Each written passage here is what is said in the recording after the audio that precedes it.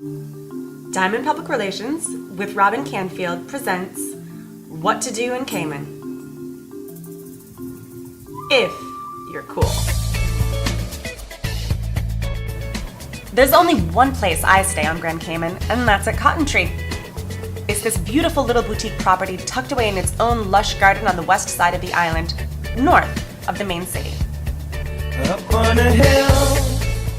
Each cottage has every creature comfort that you could ever desire, from your own living room to your own dining room, state-of-the-art kitchen, and for me it's the small things, like being able to make my own coffee in a French press every morning.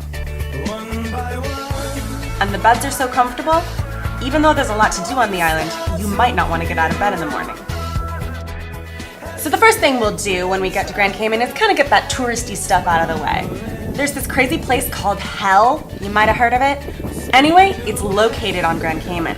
You can visit it and even say hello to the little devil. Take a picture. Isn't he cute? Don't look that mean to me. And send your best friend a letter from hell. Next, we go out to sea. Grand Cayman has a one-of-a-kind spot called Stingray City. And although it's not a city, it does help you to get up close and personal with some crazy creatures.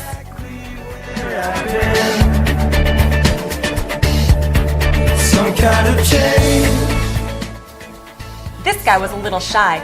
Most of them swim right up to you. With every single line, moving further. After all that snorkeling about, if you're like me, you'll be starving. So I recommend going over to Calypso Grill. They have everything you could imagine, from seafood to burgers to pate. This pate is actually made in-house, and it's some of the best I have ever put in my mouth.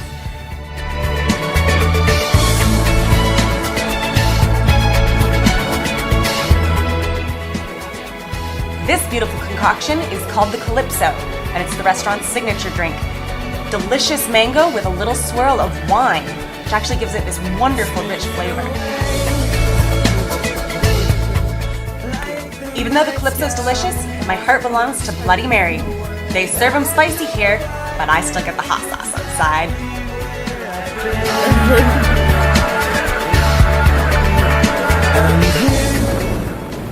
You probably won't have time for this on your first date, but on the second date, make sure you head out east along the ocean.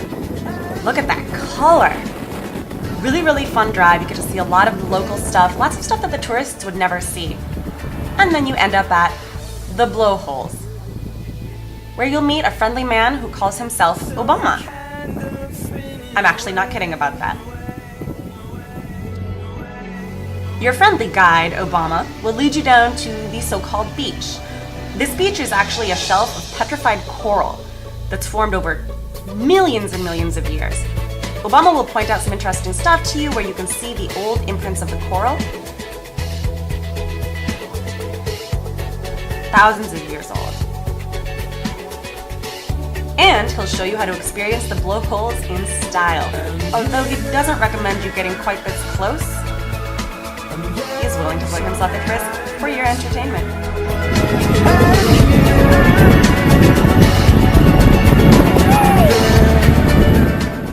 One of the blowholes is actually called tiger's breath, and that's because it makes this roaring noise when the blowhole erupts. You can see it there off to the right a little bit where it kind of sprays up in a diagonal. It looks like something's breathing out of it like a dragon.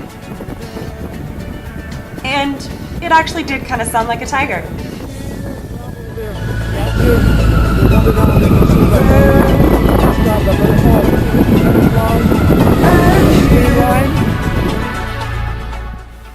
On your way back into town, sometimes you'll find a little marketplace.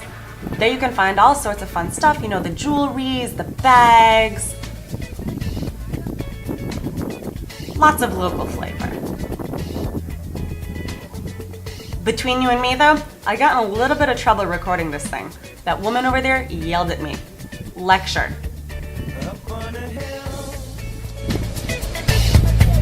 As the day dissolves, with my pencil turning moments into Then it's time to return to our little sanctuary by the sea.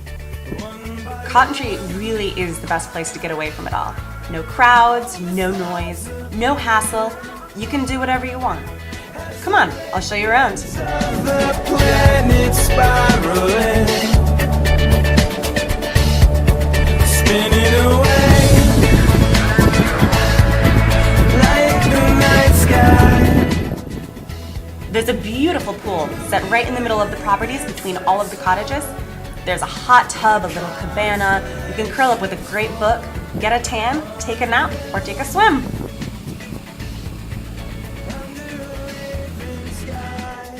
There's 100 different places on the property where you can just sit and relax. I highly recommend getting one of Cotton Tree's signature massages.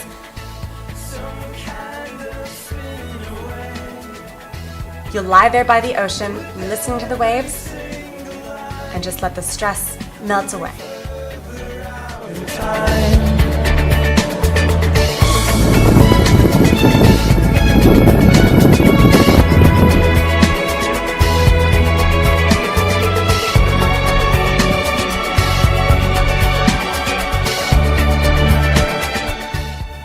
There's a lot of great places to eat on Grand Cayman, but this is one of my favorites. Papagayo, an amazing Italian restaurant with some of the best seafood on the island, not to mention a wonderful wine list.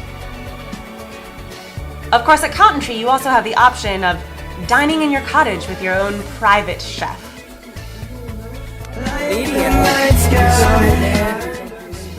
Executive Chef Keith Griffin will prepare the most amazing meal you have ever had, and Sommelier Harvey will be sure to pair it with some of the most delicious wine.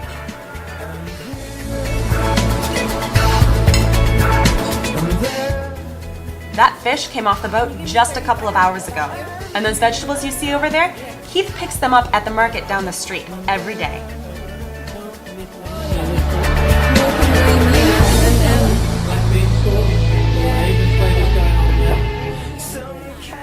Nothing like hosting your own private, luxurious dinner party at your beachside retreat.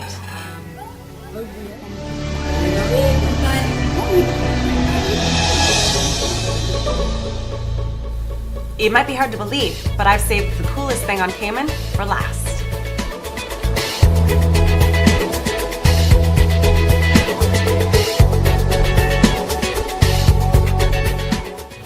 Heather Lockington is the owner of Cotton Tree, and she's really the spirit of the place. She's Caymanian herself, and she loves sharing her culture with all of her guests. Not to mention, she throws a great party. Another of Cotton Tree's chefs prepare very authentic Caymanian food just for you.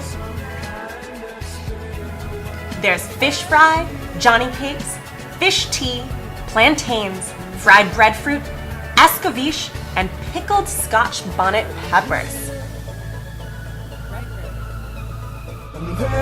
Scotch bonnet peppers. Spicy. So this is the pepper plant, huh? Super spicy pickles.